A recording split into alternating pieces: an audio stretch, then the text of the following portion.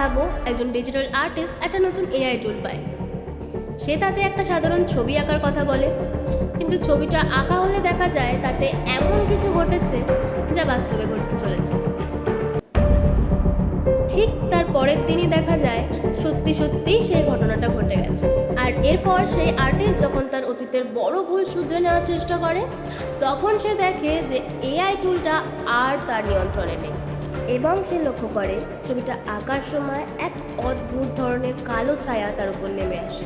আর শেষমেশ সেই আর্টিস্ট যখন তার ছবিটা আঁকা শেষ করে, তখন সে দেখে যে তার সমস্ত সোশ্যাল মিডিয়া অ্যাকাউন্টগুলো এক অদ্ভুতভাবে হ্যাক হয়ে গেছে।